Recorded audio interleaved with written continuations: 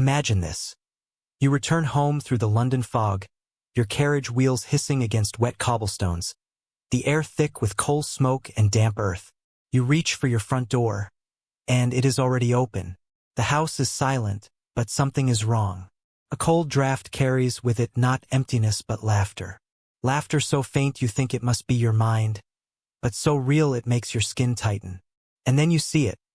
Your husband, sprawled across the marble floor, eyes wide, mouth contorted in a grotesque smile that will never fade. His chest marked with a carved symbol no one recognizes. This was London, 1887. This was not the East End of desperation and knife murders.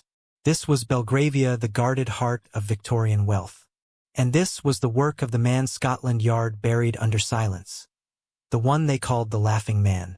The file was locked away for nearly a century. But what terrifies me more than the murders themselves is the silence, the deliberate burial of truth. Scotland Yard did not lose the evidence. They sealed it. They sealed it because the killings exposed something they could not let the world see. That the laughter was not only in the throats of the dead, but in the drawing rooms of the living. The laughter belonged to the empire itself. London in 1887 was no ordinary city. It was the golden crown of the largest empire the world had ever known, where gas lamps burned like artificial stars and fortunes were built on coal, cotton, and opium. Power radiated from its mansions. Yet beneath the velvet and chandeliers, fear lingered, because something had broken loose in Belgravia, something that mocked the very people who thought themselves untouchable. The victims were not prostitutes or beggars, but lords, ladies, men of parliament, and the symbol carved into their bodies carried meaning deeper than blood. It was a mark tied to a secret society that had already coiled itself around the British establishment like a serpent. This is the truth you were not meant to know. The story of the Laughing Man is not only about a killer. It is about a contagion of control, a shadow that moved through the highest rooms of empire, and a sound, the sound of laughter that still echoes through every institution that pretends to guard you today. The first victim was found on a cold October morning. Lord Charles Harrington, one of the industrial titans of the empire, collapsed in his own drawing room, his eyes locked open, his mouth frozen in what could only be described as a mask of delight twisted into agony. His butler, who discovered the body, swore he had heard faint laughter echoing upstairs long before the door was forced open. Yet when the police surgeon examined the corpse, there was something more unnerving than the smile. A symbol, carved with deliberate precision, marked his chest. It was not random, not the work of frenzy, but of knowledge, an esoteric sign traced across the flesh like a ritual. A symbol older than Harrington's fortune, older than the empire itself. 2 weeks later, the pattern repeated. Lady Margaret Cavendish, found slumped over her vanity, her face twisted in the same dreadful laughter. Servants fled screaming, claiming they heard voices in the empty hallways, laughter not belonging to her, but to something else, something unseen, circling the house like a predator that had already fed. Scotland Yard tried to contain the panic. Papers reported sudden illness or tragic accident, but the truth slipped through the cracks. Word spread among London's servants that death had learned to smile, that the fog itself carried laughter if you listened closely enough. And here is where it deepens. Inspector Edmund Harwick, the man assigned to the case, noticed that each victim was more than wealthy. They were connected, not by accident but by allegiance. Harrington in cotton, Cavendish in opium, others in coal and steel, all pillars of an empire fed by blood overseas. Harwick was no fool. He saw what his superiors did not want him to see. The marks carved into their flesh were not just symbols, but signatures. A mocking proclamation. The Laughing Man was not killing at random. He was choosing, deliberately, those who had shaped the empire's machinery of wealth and war. But then came the question no one dared to ask aloud: was he truly one man? Or was the laughter the voice of something greater, something that used the figure of a killer as a mask? Because the symbols matched records Harwick unearthed in forgotten texts. Sigils once used in medieval ceremonies designed not to worship, but to bind. Bind fear. Bind obedience. And now, in the heart of Queen Victoria's London, those same symbols bled across aristocratic skin, as if history itself had returned to collect its due. The elite whispered of a murderer. Harwick began to suspect a ritual. And right now you're beginning to understand that this was never about murder alone. It was about control. Inspector Harwick's first true descent into the abyss began not with another body, but with sound. Witness reports were consistent in their contradictions. Each victim's neighbors claimed to hear laughter hours after death, sometimes spilling through walls, sometimes echoing down empty streets, sometimes vibrating in the very bones of those who listened. Yet when Harwick entered those houses, the corpses already cold, he too heard it, not with his ears alone, but in his mind, as though the laughter lived behind his thoughts, tugging at his reason like a puppeteer pulling a string. He tested it. He remained in the Cavendish residence overnight, dismissing the nervous constables. At precisely 3 in the morning, as fog pressed against the windows like a suffocating hand, he heard it. It was not joyous laughter. It was not even cruel. It was hollow, endless, mechanical, like the sound of something laughing only because it knew laughter unsettled men. Harwick wrote in his notebook, "It is not a sound, it is an infection." An infection it was. The servants who heard it too long developed symptoms the physicians could not explain. Tremors, sleeplessness, a fixation with smiling, even when inappropriate. Several were sent to private asylums after attempting to carve their own faces into grins. Their families whispered of possession, but Harwick began to suspect something more sinister. A psychological weapon. A tool of manipulation masquerading as madness. You see, this is where most men flinch. They prefer to think of killers as individuals, driven by lust or rage. But what Harwick uncovered hinted at an entirely different category. The laughter was not entertainment. It was conditioning. A sound engineered or conjured to break down identity and replace it with something malleable. Something obedient. Think carefully about this. If laughter could unsettle the wealthy, the powerful, the masters of empire, what would it do to the masses who had no protection? How long before an entire city was laughing in unison, not from joy, but from control? By the third victim, Harwick was certain. The laughing man was more than flesh and blood.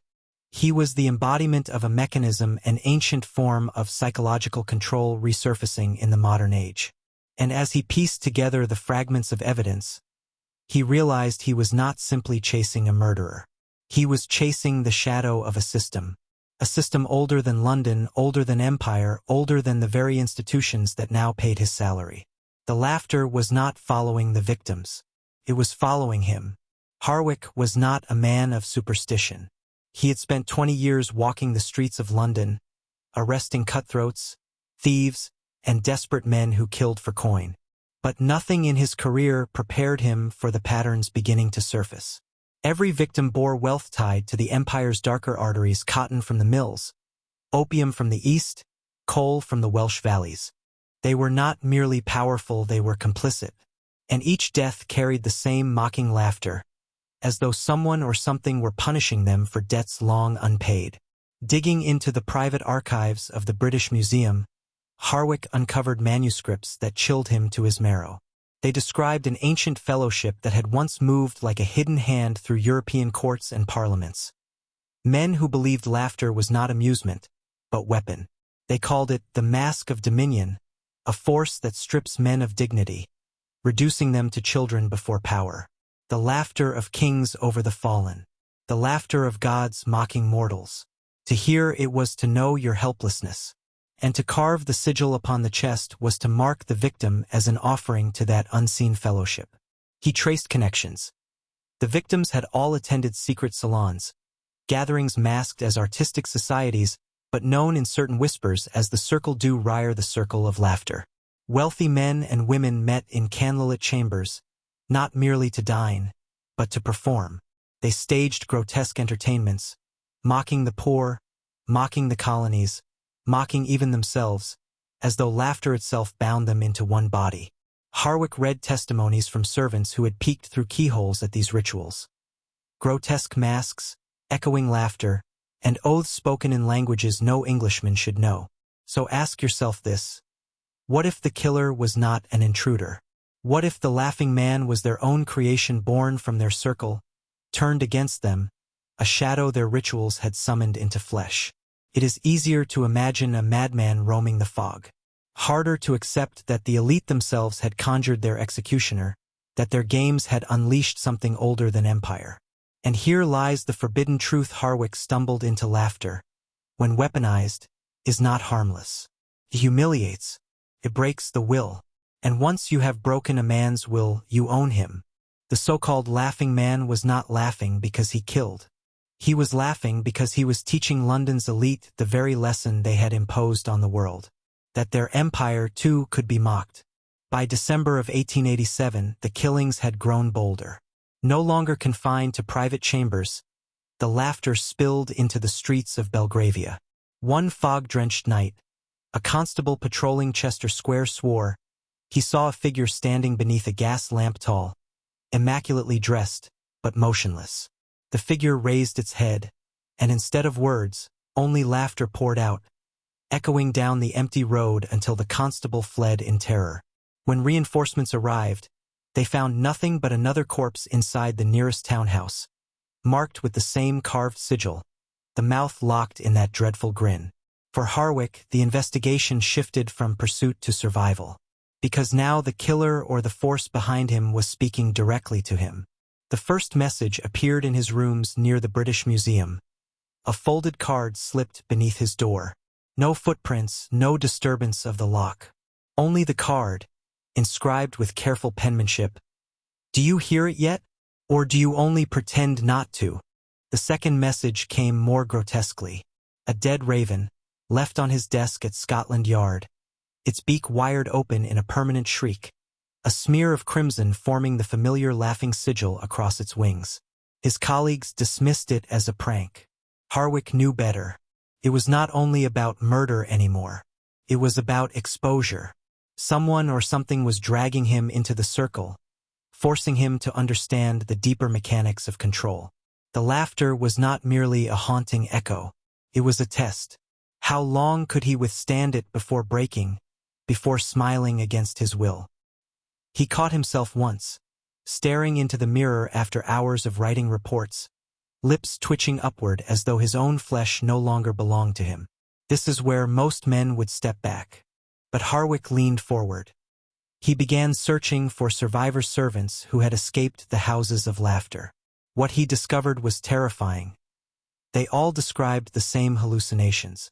Faces stretched in grotesque grins, voices whispering jokes that made no sense yet compelled them to laugh until their throats bled.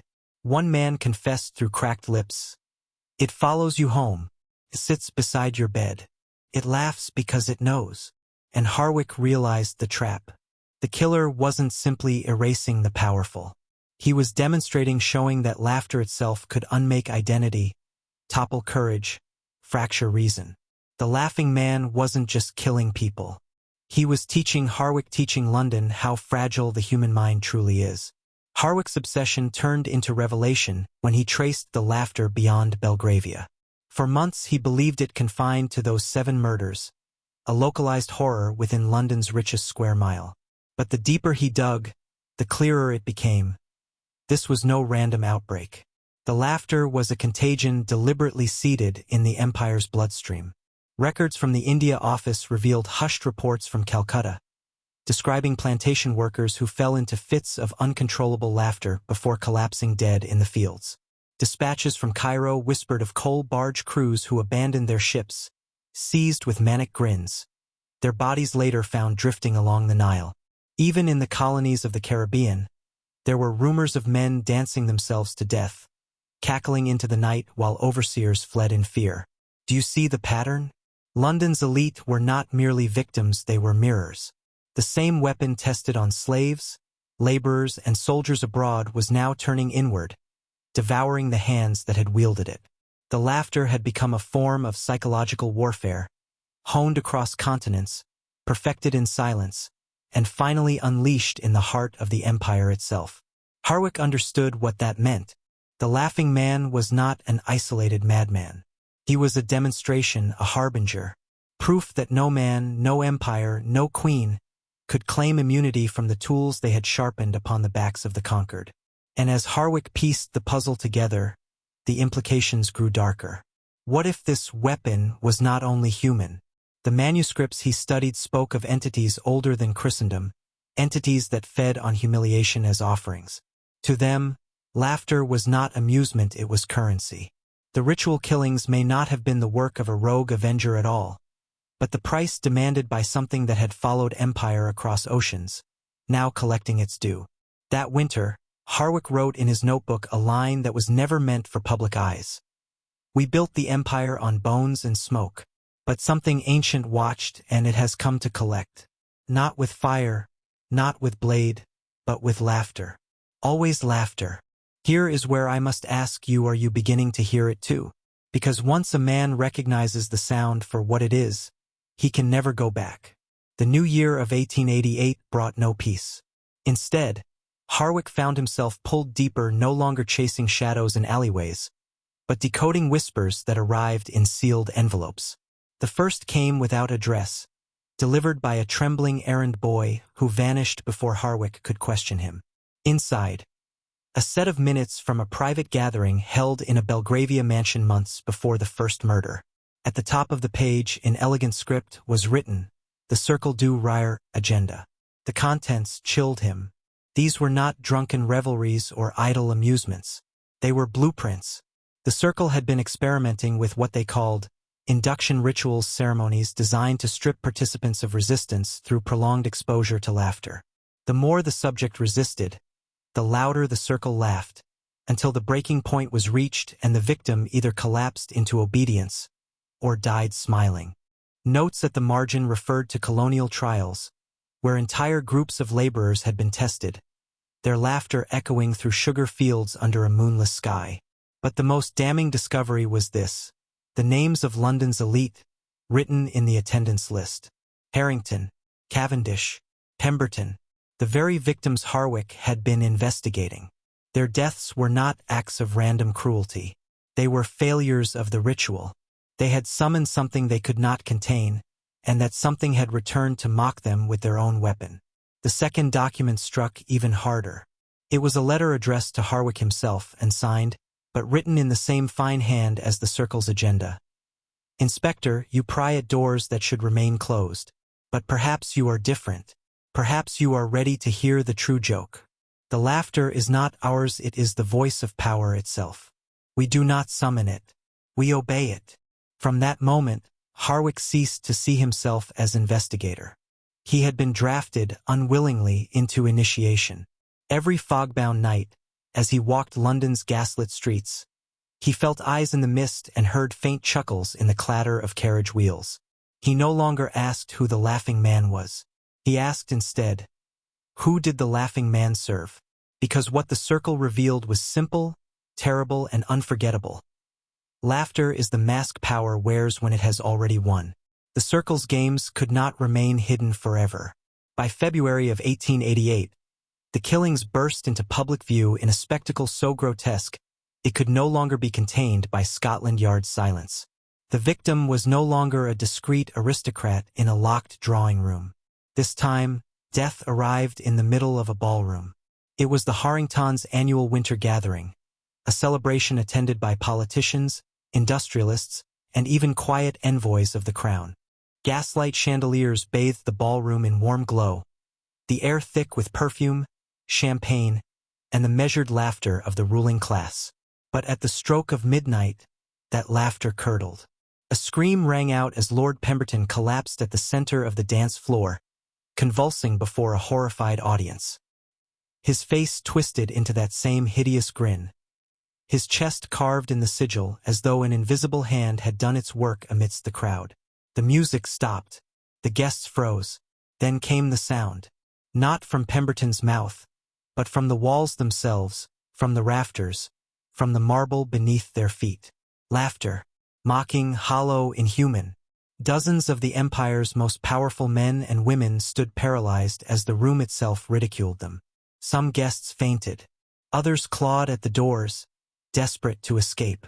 Servants swore they saw a tall figure in the balcony, watching with perfect stillness, but when they rushed to pursue, the figure had dissolved into fog.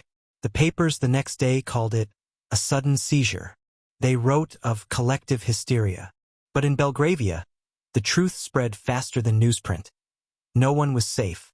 Behind their locked doors, the elite whispered that the laughing man had become something greater, no longer a killer confined to shadows, but a phantom capable of striking in the heart of society itself. And for Harwick, the implications cut deeper. This was no longer about punishment of individuals. It was demonstration by design, a public humiliation engineered to break the illusion of control. If the laughter could shatter a ballroom of lords and ladies, it could shatter Parliament, the monarchy, even the empire itself. That night, Harwick scrawled in his notebook, "The laughter is the message. The deaths are merely punctuation." He now understood what the circle had meant.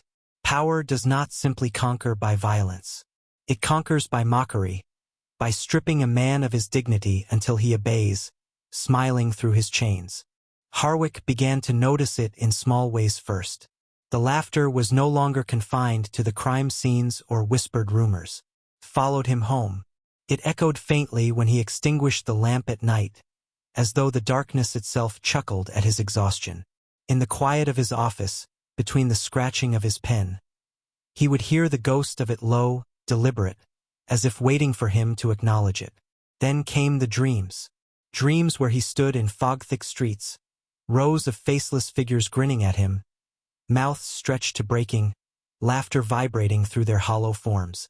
Sometimes one of them would step forward, its body shifting like smoke, its features rearranging until Harwick saw his own face staring back at him, smiling, laughing, promising he would join them soon. He awoke drenched in sweat, lips aching as though pulled into a grin all night. During interrogations of surviving servants, he noticed another phenomenon.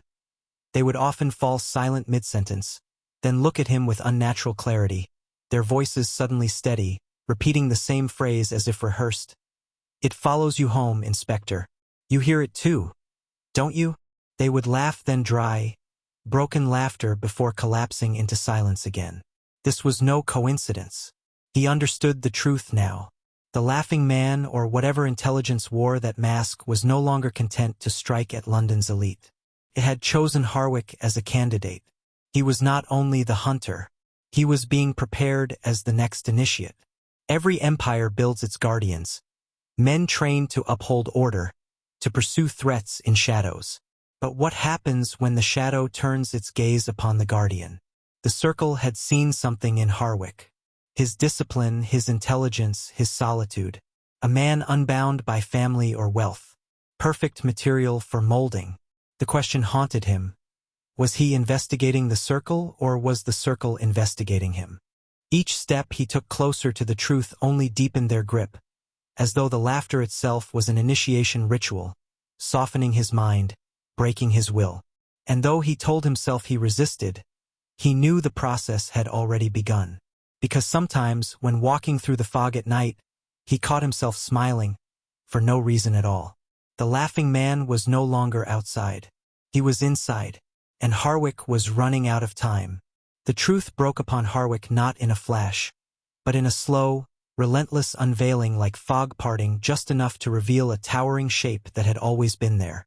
The circle was not merely toying with the aristocracy. The murders were rehearsals. The laughter was not a haunting. It was a mechanism. Their plan was far greater, to release the laughter across the empire, to make an entire people obedient by hollowing them out from within. He found the evidence hidden in a private ledger recovered from a dead courier in the Docklands. The pages were filled with schedules, shipments, and coded symbols. Harwick deciphered them one by one, until the revelation landed like a blade. The circle was transporting phonograph cylinders, recordings of laughter across the empire. From London to Calcutta, from Liverpool to Cape Town, from the Caribbean to Hong Kong. Imagine it. Laughter pressed into wax, replayed endlessly in barracks, factories, plantations. A sound that did not entertain but conditioned, breaking men into shells of obedience. And here lies the darkest part. The empire had always ruled through humiliation. Whips in the colonies, poverty in the factories, public hangings in the squares. But now, humiliation itself had been refined into sound, portable, reproducible, inescapable. This was not a killer stalking fog-bound streets. This was an entire system unveiling its final form. Harwick realized what you must realize now. The laughing man was not a man.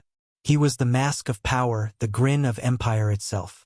Those who summoned him believed they controlled it, but in truth they had unleashed something older, something that mocked even them. And this, my friend, is the point of no return. Because once you understand what the laughter is, you cannot unhear it. It lives in modern headlines, in entertainment designed to numb you, in the smirk of those who profit while you struggle. It is not just history, it is here, now, wearing new masks. If you are still with me, then you are not just watching. You are changing. To lock it in, to show you are no longer asleep, write this phrase in the comments twice. I do not laugh with them. Do it, and you seal your refusal to be mocked into obedience. Do it, and you declare that you have heard the hidden frequency and that it will not own you. The summons came in silence. No letter, no official notice, just a carriage waiting outside Harwick's lodging near the British Museum. Its driver cloaked in black, its horses steaming in the cold night air. He should have ignored it, but something deeper than reason compelled him to step inside. The door shut, the lamps dimmed, and the city blurred into fog as the carriage rolled toward Belgravia. They brought him to a townhouse he had passed 100 times, its white facade no different from the others. But inside, every trace of domestic life had been stripped away. The drawing room was a temple. Velvet curtains sealed the windows, mirrors covered the walls, and at the center stood a circle of chairs occupied by men and women of London's highest ranks. Harwick recognized faces he had only seen in newspapers: lords of parliament, financiers, even a bishop whose sermons had thundered from pulpits across the city. All wore masks, not grotesque, but smiling, permanently smiling. One figure rose. His mask was plain, but his voice carried the weight of command. Inspector, you have been hunting us, and yet here you stand, invited. You must realize now, the laughter was never your enemy. It was your initiation. Harwick clenched his fists, ready to denounce them, to demand justice for the victims. But before he could speak, the room erupted not with words, not with violence, but with laughter. A wave of sound crashed against him, layered, resonant, almost mechanical in its precision. It rattled the mirrors, vibrated through his ribs, clawed into his skull. He staggered, ears ringing, eyes watering, lips trembling as they tried to form a smile against his will. The leader stepped closer, his voice a whisper beneath the storm. You feel it, don't you? The loss of self, the bending of will. This is the power that rules empires. This is the voice that crowns and dethrones. We do not wield it, we serve it. Harwick fell to his knees, caught between fury and collapse. For the first time, he saw the truth in its naked form. The laughing man was not here. He did not need to be. The circle itself had become his mask, conduits of something older, something that thrived on humiliation and obedience. And in that moment, Harwick realized the initiation had already begun. Whether he joined them or resisted, the laughter was inside him now. He was already marked. Defiance came not as a shout, but as a whisper in Harwick's mind. I do not laugh with them. The phrase rose against the tide of sound, fragile but steady, and he clung to it as if it were a rope thrown into a storm. The laughter battered him, curling his lips upward, dragging the corners of his mouth into that hideous grin. His jaw ached, his lungs convulsed with the impulse to join the chorus. But he resisted. The circle noticed. Their masked faces tilted in unison, their laughter rising in pitch until it became unbearable. The leader leaned close, his painted smile inches from Harwick's trembling face. To resist is worse than to obey, he hissed. Those who serve the laughter are hollow but safe. Those who deny it are broken. The room seemed to warp. Mirrors rattled. Curtains bellowed as though in a wind no one else felt. Harwick saw his own reflection in the glass. His lips stretched into a grin, his eyes wide and glistening, but it was not his own face. It was the laughing man's mask, fused to him, mocking him. He staggered back, striking the mirror, shattering it into 1,000 laughing fragments. Silence fell. For a moment the circle stopped. Their heads bowed, as if in reverence or disappointment. Then the leader spoke again. "You have seen him now, Inspector. You carry him. Whether you resist or embrace, he will speak through you. The only choice is whether you suffer or whether you serve." They left him there, broken glass at his knees, the echo of their mirth still vibrating in his bones. The carriage returned him to his flat before dawn. No one had seen him taken. No one would believe his story. But Harwick knew the truth. His investigation was over. He was no longer the hunter, nor the hunted. He was the vessel. The laughter had marked him, and each day it grew louder, waiting for the moment he would either collapse beneath it or unleash it upon others. And so he began writing, scrawling his findings in notebooks not for Scotland Yard, but for us, for those who would come later. Not as evidence, but as warning. The final notebooks of Inspector Harwick were unlike his earlier reports. Gone were the precise timings, the sketches of crime scenes, the clipped, professional tone. These pages trembled with confession, scrawled in a hand that grew less steady with each entry. At first he still tried to convince himself it was a case that the circle could be exposed, that Scotland Yard would listen. But soon the writing shifted, became less about evidence and more about survival. One entry read, "The laughter comes at all hours now. It no longer needs the circle. It no longer needs rooms or mirrors. It arrives unbidden, in the ticking of the clock, in the hiss of the lamp, in the turning of pages. It waits in silence, then breaks it with a smile. I have learned the most terrible truth. The circle was not its master. They were merely its custodians. The laughter is older than London, older than empire, perhaps older than mankind itself." Another, written days later, "I tried to destroy the cylinders. Fire, water, hammer, they resisted. The sound survived even when the object did not. It hides in memory. It hides in the nerves. A single listener becomes a transmitter. I fear I am such a transmitter now. When I speak, I hear it beneath my words. When I write, I see it curl behind the ink. I am no longer Inspector Harwick. I am his mask." And then the last coherent entry, half blotted with ink and sweat. "If you are reading this, it means the laughter has found you too. Do not dismiss it. Do not surrender to it. But above all, do not laugh with them. Every chuckle feeds it. Every grin strengthens its hold. It is not entertainment. It is initiation. Refuse it. Resist it. Whisper only this: I do not laugh with them. Repeat it until the smile dies on your lips. And pray it is enough."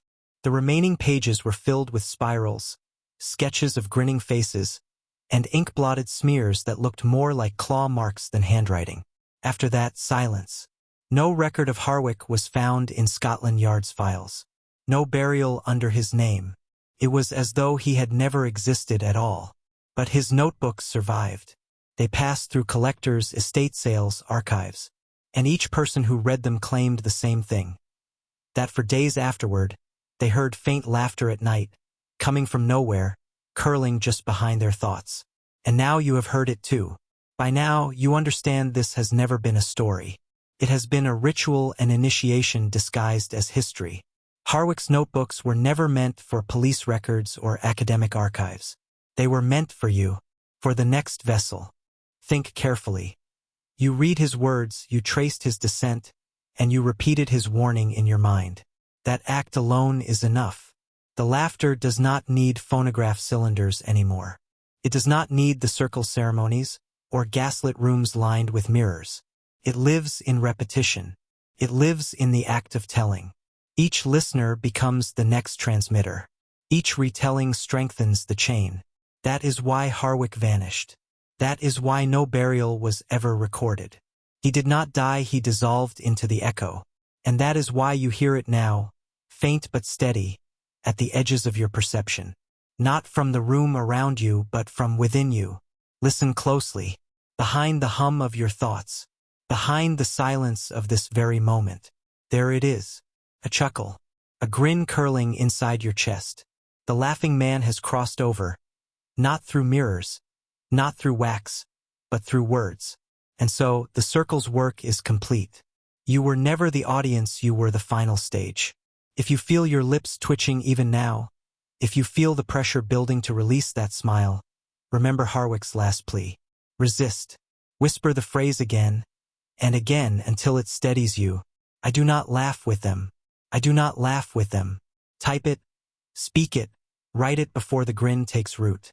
Because once you laugh, truly laugh with them, you no longer belong to yourself. You belong to him. You have carried the story this far, further than Harwick, further than any who came before. That alone binds you. You were not a spectator, you were the vessel being prepared. Every detail you consumed, every warning you reread, every time you felt your lips tremble with the urge to smile, it was all part of the passage. The circle no longer gathers in hidden parlors. Their chairs sit empty, their masks dusted in forgotten attics. They do not need to meet because they are everywhere. They speak through screens, through echoes, through laughter piped into the endless void of voices. They are in the applause that follows jokes you did not find funny. They are in the forced smile you wear in photographs. They are in the nervous laugh you give when silence grows too heavy. Now they are in you. Do not look for Harwick's fate in the archives, you will find nothing. Do not look for the circle in official histories, they were always just out of sight. Instead, look to yourself. Tonight, when the house quiets, you will hear it. The first ripple, the faintest chuckle. It will not come from outside your window, nor from the street. It will rise from within, as though something beneath your ribs has found its voice. And when it does, you will understand the truth Harwick died whispering. The laughing man does not appear. He arrives. Through you. So whisper it now, before the smile sets in your flesh, before the sound spills from your throat, whisper it as though your soul depends on it. I do not laugh with them. And pray, for your sake, that the echo does not answer. This story is not entertainment. It is a ritual. By listening, by watching, by carrying Harwick's words into your mind, you have already stepped into the circle.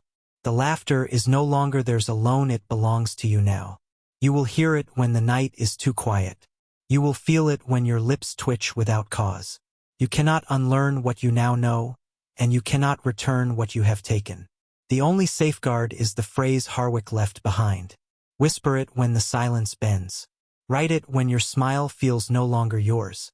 Repeat it until your heart believes it. I do not laugh with them. Do not fail to speak it. Because from this moment forward, the circle waits for you.